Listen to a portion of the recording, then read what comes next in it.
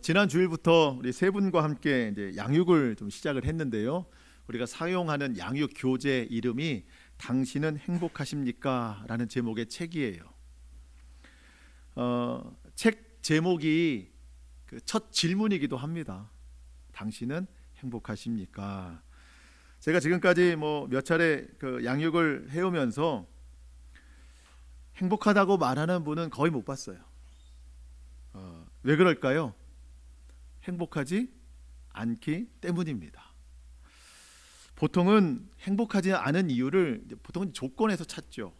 상황이나 환경이 좋지 않기 때문에. 그런데 양육교재에서 말하는 사람이 행복하지 않은 근본적인 이유는 하나님과의 관계가 끊어졌기 때문이다라고 소개가 돼요. 아담과 하와의 죄로 인해서 에덴 동산에서 쫓겨났어요. 여러분, 에덴 밖에서의 삶은 죽음이고 고통입니다. 여러분, 우리가 사는 이 세상은 에덴에서 쫓겨난 삶인 거예요. 에덴 밖에서의 삶인 거예요. 에덴에서 있을 때는요, 하나님과 함께 할 때는 그냥 거기서는 행복이라는 말 자체가 없어요. 왜냐하면 그런 단어조차 없을 정도로 행복한 곳이었어요, 에덴은. 근데 에덴에서 쫓겨난 인생은 에덴에서 당연하게 누리던 행복을 이제는 사람 스스로가 노동과 땀으로 만들어 가야 됐습니다. 그런데 이미 죄가 세상에 들어왔기 때문에 무수한 노력을 해도 행복을 찾을 수는 없어요. 여러분, 갖고 싶은 것을 다 갖는다고 행복할까요? 원하는 것을 다 이룬다고 해도 여러분 행복하겠습니까? 잠깐은 그럴 수 있어요.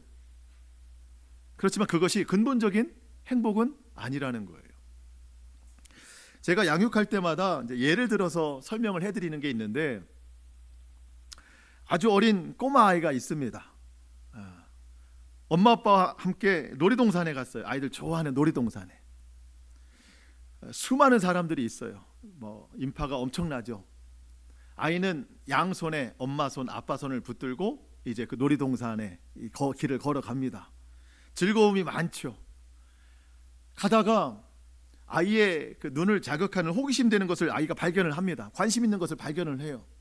그래서 아이가 엄마 아빠의 손을 잠시 놓고 자기가 관심 있는, 호기심 있는 것으로 막 달려갑니다. 아이의 관심은 그렇게 오래 가지 않아요. 이제 관심이 다 꺼지면, 호기심이 꺼지면 이제 다시 엄마 아빠의 손을 잡아야 되는데 엄마 아빠가 없어요. 손을 놓친 거예요. 이때부터 아이가 시작하는 건 뭐예요? 우는 것뿐입니다. 눈물을 터뜨려요. 큰 소리로 웁니다. 너무 사람이 많기 때문에 엄마 아빠를 찾을 수가 없어요. 주변의 사람들이 아이를 달랩니다. 아이가 좋아하는 간식을 줘요. 아이가 좋아할 만한 장난감도 막 줍니다. 엄마 아빠 찾아줄 테니까 울지 마라, 이거 먹어라, 이거 가져라. 아이가 손에 쥐어요. 그런데 눈물을 그칠 수가 없어요. 지금 아이에게 가장 필요한 건 누구예요? 엄마 아빠예요. 부모예요. 아무리 손에 평상시 너무 좋은 것을 쥐고 있어도 이게 좋지 않아요. 행복하지가 않은 거예요. 이게 하나님을 떠난 삶의 모습입니다.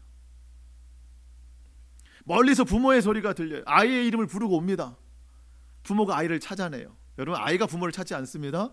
부모가 아이를 찾아내는 거예요. 부모를 만난 아이는 울음이 딱 끝이 나요? 아직도 우나요? 보통은 계속 울어요. 부모 만났다고 딱 그치지 않습니다. 근데 울음의 의미가 달라져요. 부모의 손을 놨을 때는 고통 속에, 두려움 속에 우는 눈물이었는데 부모를 딱 만나자마자 더 크게 울죠. 왜냐하면 고통의 그 공포의 감정이 남아있기 때문이에요. 그러다가 부모 품에 안기면 여전히 우는데 그때의 울음은 안정감을 찾아가는 울음이에요. 그러면서 울음을 곧 그치게 됩니다. 여러분, 태초에 하나님이 천지를 창조하셨어요. 6일 동안 세상을 창조하셨고 그 6일에 사람을 만드셨습니다. 여러분, 그 모든 만드신 이 세상 만물을 사람의 손에 쥐어준 거예요. 다스리고 정복하라. 여러분, 아담과 하와는 죄를 짓기 전에는 행복했어요. 손에 쥔 것 때문에 행복한 게 아니에요. 그 모든 것을 만들어주신 하나님 안에 있기 때문에 행복한 거였어요. 그런데 죄로 인해서 에덴에서 쫓겨났습니다. 이제는 더 이상 자연스럽게 손에 쥐어지는 게 없습니다.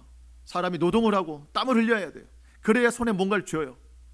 근데 에덴만큼은 아니지만 어느 정도는 쥐게 되어 있어요. 소유를 누리게 됐어요. 그런데 행복하지가 않아요. 죄에 집중하느라 하나님 손을 놓쳤기 때문이에요. 여러분, 하나님을 다시 붙드는 거, 하나님과의 관계가 다시 회복되는 거, 이게 인생의 행복인 거예요. 그런데 하나님과의 관계 회복은 내 힘으로 안 됩니다. 여러분, 에덴에서 왜 쫓겨났다고요? 죄 때문에. 여러분, 하나님과의 관계가 회복되고 싶어도 죄는 내 스스로 해결할 수 있는 능력이 아닌 거예요. 문제가 아닌 거예요. 우리의 모든 죄, 하나님과 관계를 회복시키기 위해서 우리의 모든 죄를 대속하신 예수님의 은혜, 그 은혜만이 우리를 다시 하나님과 연결시켜주는 능력이 된다는 거예요. 여러분, 우리가 왜 고통 가운데 살아갑니까? 하나님의 손을 놓쳤기 때문이에요. 그 손을 다시 예수님이 십자가로 연결시켜 주신 거예요. 예수님은 죄인된 우리가 다시 하나님 앞에 나아갈 수 있도록 길과 진리, 생명이 되셨습니다. 여러분, 그 예수님 때문에 우리가 참된 평안을 얻게 되는 거고 기쁨과 또 소망을 갖게 되는 거예요. 저와 여러분이 예수님 안에서 이와 같은 정말 세상이 줄 수 없는 참된 복을 누리며 살아갈 수 있기를 축복합니다. 여러분, 오늘 본문은 겟세마네 기도예요. 여러분, 오늘의 기도가 정말 너무 위대하기도 하지만 너무 우리가 감사한 것은요, 하나님과 단절된 고통 속에 살아가던 우리를 다시 하나님과 연결시키기 위해서 우리 예수님이 친히 하나님과 단절되시는 고통 가운데 나가시는 기도라는 거예요. 여러분, 사람만 하나님과의 관계의 단절로 고통스러운 게 아니에요. 예수님도 하나님과 관계가 단절됨으로 큰 고통을 담당하셔야 됐습니다. 오늘 본문 말씀이 그 예수님의 그 고통을 기도로 표현하시는 내용이에요.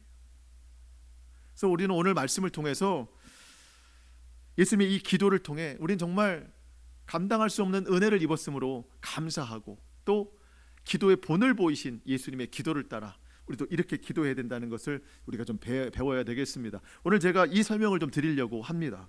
여러분, 36절로 38절 보시겠습니다. 이에 예수께서 제자들과 함께 겟세마네라 하는 곳에 이르러 제자들에게 이르시되 내가 저기 가서 기도할 동안에 너희는 여기 앉아 있으라 하시고, 여기서 제자들은 11명입니다.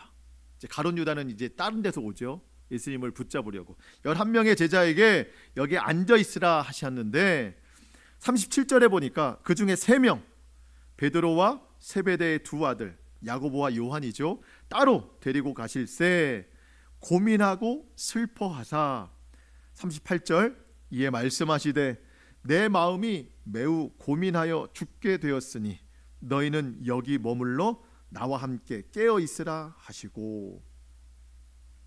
여러분, 예수님이 왜 이렇게 고통 가운데 계실까요? 아니, 예수님은 이미 십자가를 지시기로 결정이 되신 분이에요. 그리고 그분은 하나님이시잖아요. 그러니까 십자가쯤이야 너끈히 감당하실 수 있는 분인데 왜 이렇게 갑자기 약한 말씀을 하실까?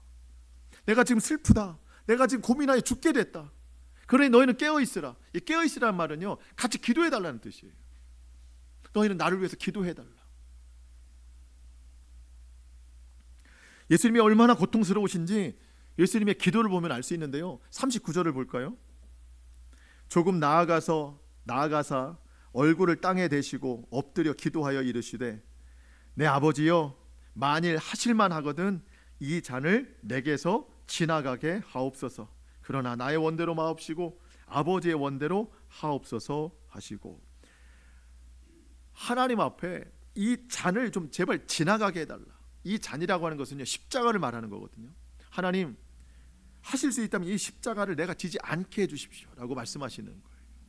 이 잔을 내게서 지나가게 하옵소서.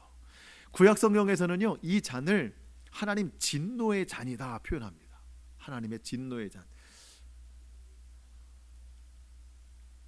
시편의 말씀을 좀 볼까요? 시편 75편 8절.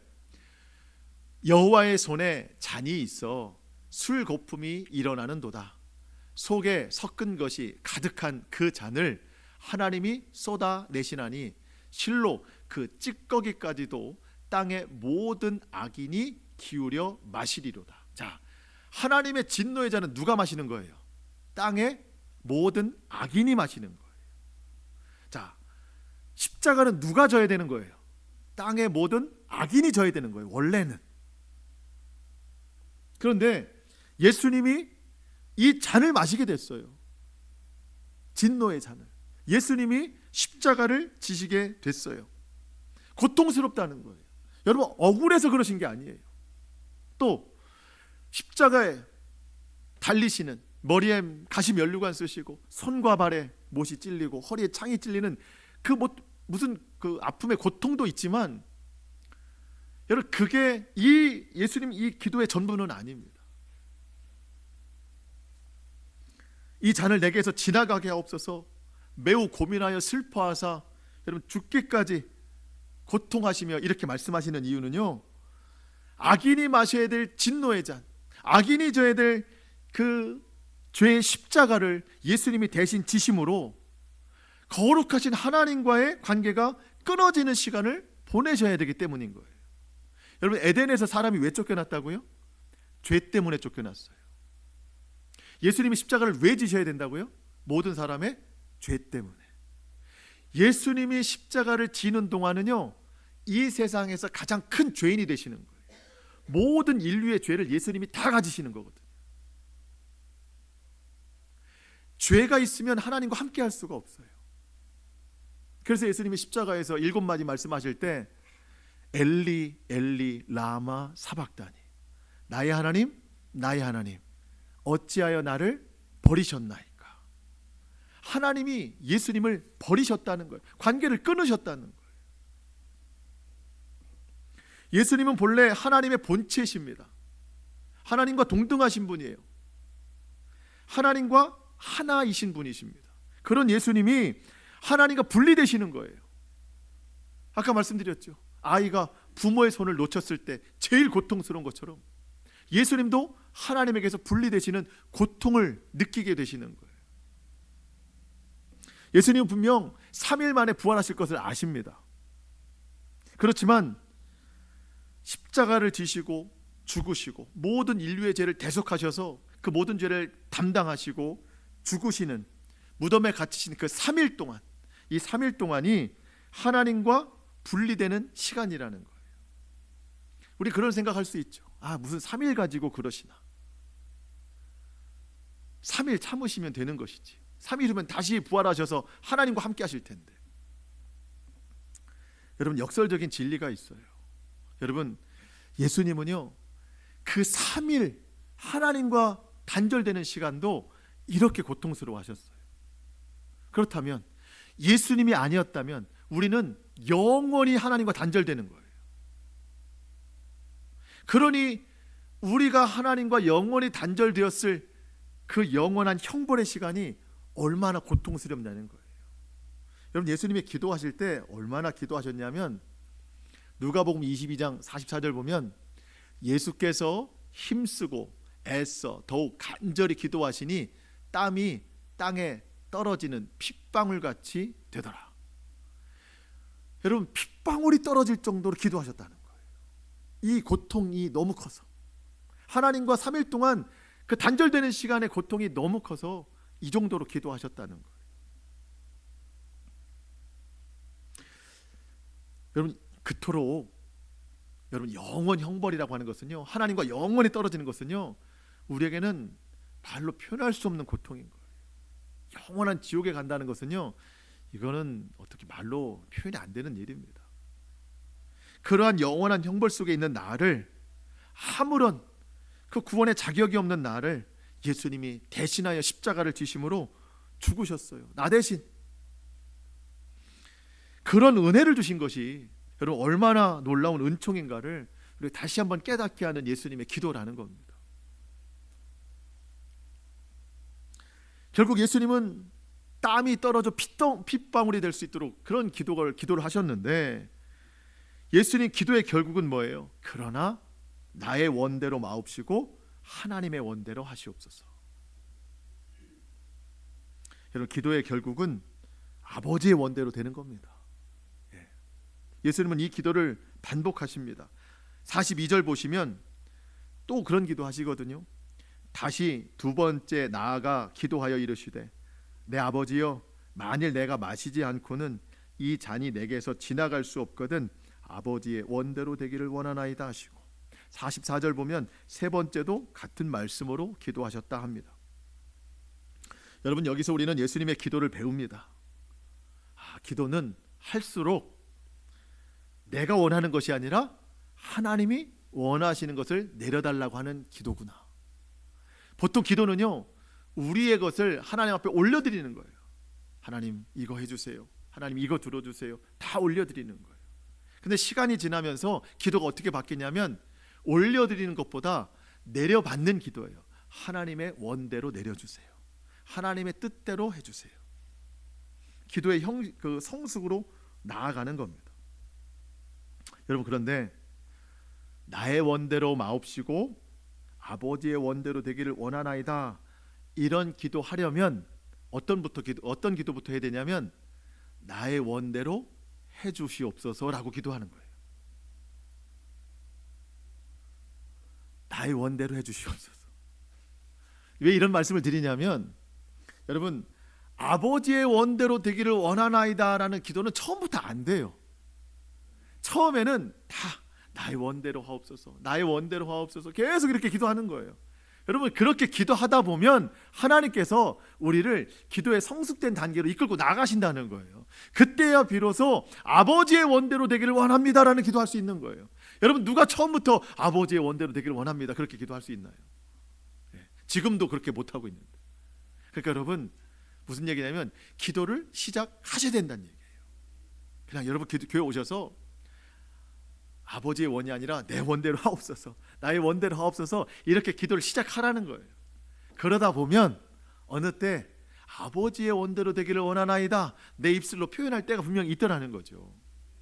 그렇게 기도의 성숙으로 나아가기 위해서 우리가 빨리 기도를 시작해야 된다는 거예요. 주님 앞에 나와서 여러분 솔직한 기도하세요. 여러분, 다윗의 시편을 보면은요, 그렇게 솔직할 수가 없어요. 하나님, 저 원수를 죽여주세요, 하나님 저 원수를 갚아주세요, 뭐 그렇게 기도해요.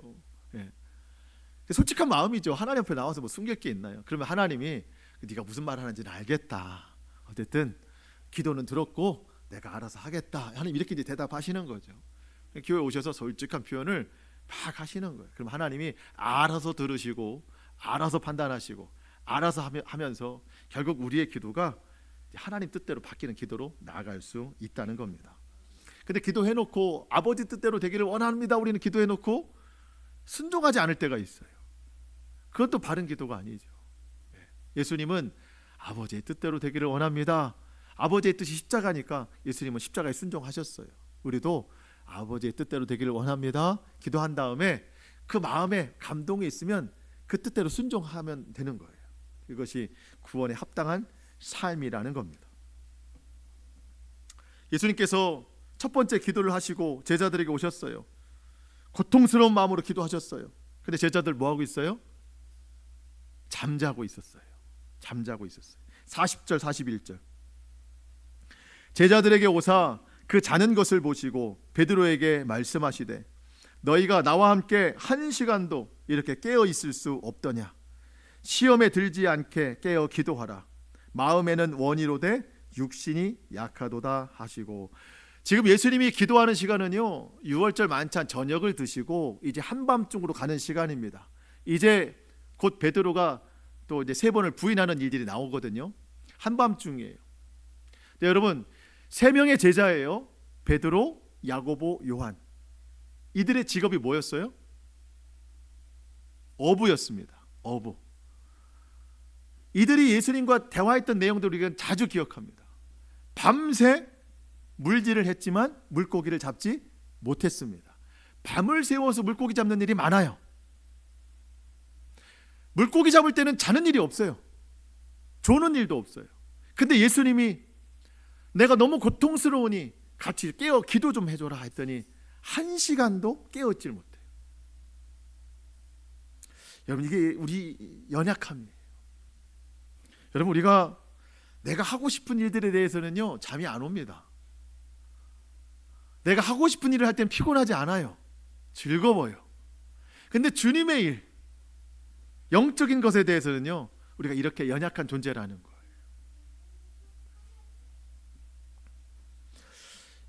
여러분, 예수님께서 우리에게 원하시는 것, 늘 깨어 기도하라는 겁니다. 늘 깨어 기도하라. 그것이 우리를 살리는 일이라는 겁니다. 예수님께서 제자들에게 깨어 기도하라 말씀하신 이유가 두 가지예요. 첫 번째는 같이 기도해 달라는 거예요. 내가 심히 이렇게 고통스러우니 같이 기도해줘라. 제자들은 기도하지 않고 자고 있었어요. 예수님은 기도의 동역자가 필요했어요. 예수님은 스스로도 기도하실 수 있지만 제자들이 함께 기도해 주기를 원하셨어요. 제자들이 기도를 안 했어요.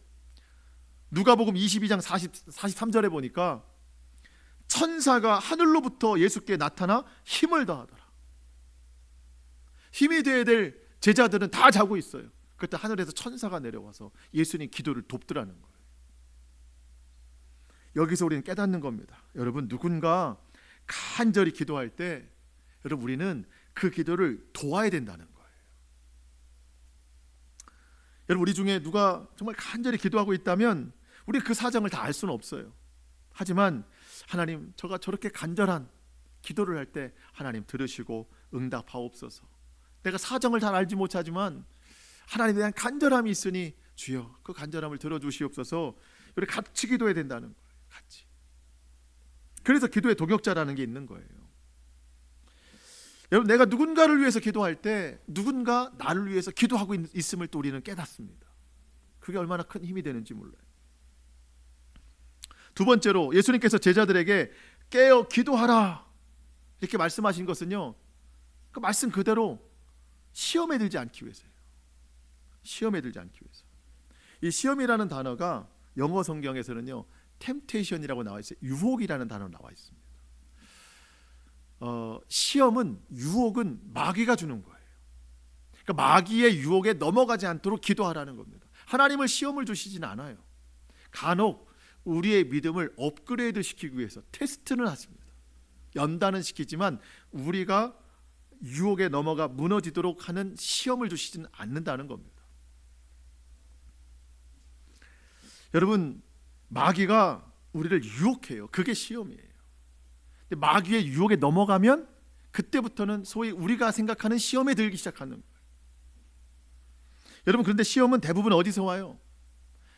하나님이 시험을 주시진 않아요. 때로는 뭐 상황 가운데 어려움이 있긴 하지만 시험은 대부분 사람에게서 옵니다.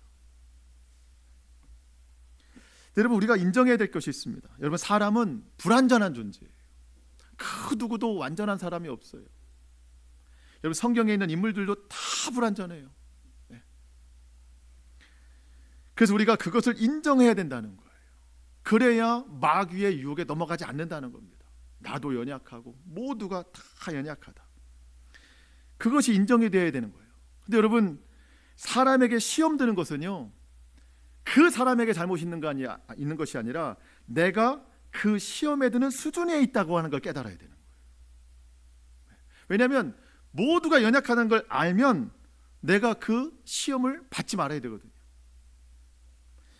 그러기 위해서 주님이 말씀하시는 거예요. 시험에 들지 않도록 깨어 기도하라. 영이 잠든 상태로 있지 말아라. 더 이상 육의 사람이 아니라 영의 사람이 되도록 노력해야 된다는 거예요. 어떤 사람이 어머니에게 어머니 저 교회 가기 싫습니다 그러는 거예요. 저 교회 가기 싫습니다. 주일인데 교회 가기 싫습니다. 왜 그러느냐? 이유를 몇 가지 얘기를 하는 거예요. 교회 가면 상처를 많이 받습니다. 예배가 재미가 없어요. 예배를 왜 드려야 되는지 모르겠어요. 근데 어머니가 이 아들을 설득시키려고 세 가지를 이야기하는 거예요. 첫 번째, 교회는 사람 때문에 가는 게 아니다. 하나님을 믿으러 가는 곳이다. 두 번째, 예배는 꼭 드려야 된다. 예배가 생명이다. 교회 가야 되는 이유. 세 번째, 네가 담임 목사다. 네가 담임 목사인데 안 가면 누가 어떻게 예배를 드리냐. 아직 이해를 못 하셨는데 예. 여러분 다 똑같다는 거예요. 다. 예. 뭐 모든 사람은 다 연약해요. 그런 가운데 우리가 깨어 기도해야 되는 거예요. 그래야 시험에 들지 않는다는 겁니다. 예수님은 첫 번째, 두 번째, 세 번째 기도하시는데요. 이 기도가 좀 달라져요. 언뜻 보면 다 같은 것 같은데 약간 기도의 내용이 달라집니다. 첫 번째 기도는요, 십자가를 지고 싶지 않다는 내용을 하나님께 말씀드리는 거예요. 그렇지만 아버지의 뜻이면 하겠습니다. 두 번째 기도는요, 조금 더 마음이 좀 부드러워지셨어요. 그럴지라도 내가 그럼 지겠습니다 라고 하시는 거예요. 세 번째도 그와 같이 기도하신다. 여러분, 예수님은요, 이 세 번의 기도를 통해서 점점점 하나님의 뜻에 가까워지는 이 기도를 하시면서 십자가의 승리를 이루신 거예요. 여러분 생각해 보세요. 예수님이 십자가 승리하셨거든요. 여러분, 십자가의 승리라는 것이 그 무거운 십자가를 짊어지고 언덕까지 완주하는 게 십자가 승리가 아니에요. 그거는 아픔을 견뎌내신 거고, 십자가의 승리는 이미 이 세 번의 기도를 통해서 내가 아버지의 뜻에 순종하겠습니다, 이 기도를 통해서 이미 십자가의 승리를 하신 거예요. 그리고 그 길을, 승리의 길을 걸어가신 거예요. 순종으로. 제가 무슨 말씀 드리고 싶은 거냐면, 여러분 삶의 승리는 현장에 있는 게 아니라 기도에 있다는 걸 말씀드리는 거예요. 여러분, 내가 기도 없이 그냥 몸으로 삶에 부딪히기 때문에 실패가 있고 좌절이 있는 거예요. 하나님 앞에 나와서 오늘처럼 예배하고 말씀으로, 기도로 여러분 일주일의 삶을 이미 이곳에서 승리를 가지고 나아가야 되는 거예요. 충만함을 가지고. 그러면 어떠한 일들이 와도 나의 이 충만함으로 이기고 견뎌낼 수 있는 거예요. 승리의 길을 일주일 동안 걸어가는 겁니다. 마지막으로 이것을 말씀드리는데, 여러분 세 번을 기도하신 예수님이 있고 그 예수님의 기도 시간 동안 모두 잠들어 버린 제자들이 있습니다. 차이가 딱 나타나요. 47절에 보면 가룟 유다가 사람들을 데리고 칼과 몽치를 가지고 예수님을 붙잡으러 왔습니다.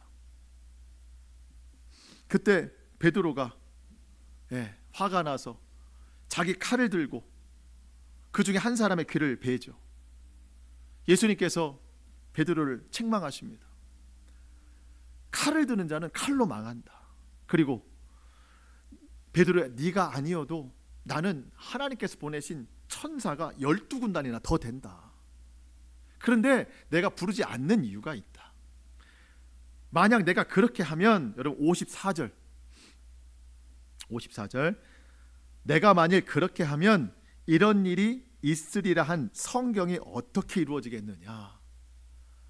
메시아가 오셔서 죄인의 그 진노의 잔 십자가를 지지 아니하면 하나님께서 성경에 말씀하신 모든 것이 어떻게 이루어지겠느냐. 나는 이미 기도를 통해서 이 십자가를 승리했다. 나는 이 길을 걸어간다. 예언대로 이루어질 것이다. 이러면서 담대하게 십자가의 길을 걸어가셨습니다. 그런데 기도하지 않은 잠들어버린 제자들은 어떻게 되나요? 56절 그러나 이렇게 된 것은 다 선지자의 글을 이루려 함이니라 하시더라. 이에 제자들이 다 예수를 버리고 도망하니라. 여러분, 이게 예수님과 제자 차이가 아닙니다. 성경은 분명히 말하는 거예요. 기도의 차이다. 기도로 승리하신 예수님이 십자가의 길을 걸어가는 거고, 기도에 실패한 제자들은 다 도망간다는 거예요. 여러분, 1시간 기도 운동하는 교회들이 많아요. 하루에 1시간. 교회 전체가 아니고 개인 한 사람이 하루에 1시간 기도합시다 운동하는 교회들이 많아요. 왜 그럴까요? 사실 이 때문이거든요. 여러분, 하루의 승리는 현장에 있지 않아요. 기도에 있다는 거예요. 하루가 24시간입니다. 1시간을 기도하면 24시간 승리할 수 있다는 거예요. 기도하는 시간 자체도 승리니까. 그런데 1시간도 깨어 기도할 수 없더냐? 여러분, 기도하지 않으면 모든 시간이 다 패배가 될 수 있고 나는 그저 도망하는 인생이 될 수밖에 없다는 거예요. 기도해야 하나님과의 단절이 막히고 손을 잡는 거예요. 우리는 기도해야 매일매일 하나님과 손을 붙들고 살아가는 인생이 되는 거예요. 여러분, 기도하셔야 됩니다. 기도해야 내가 살 수 있는 거예요. 기도하지 않으면 막막한 인생을 살아갈 수밖에 없습니다. 여러분, 기도를 시작하시고 더욱 기도에 힘쓰시는 승리하는 삶을 살아가시기를 주님의 이름으로 축복합니다. 말씀을 마치겠습니다. 여러분, 오늘 나는 하나님과 이 온전한 관계를 이루어가고 있는가?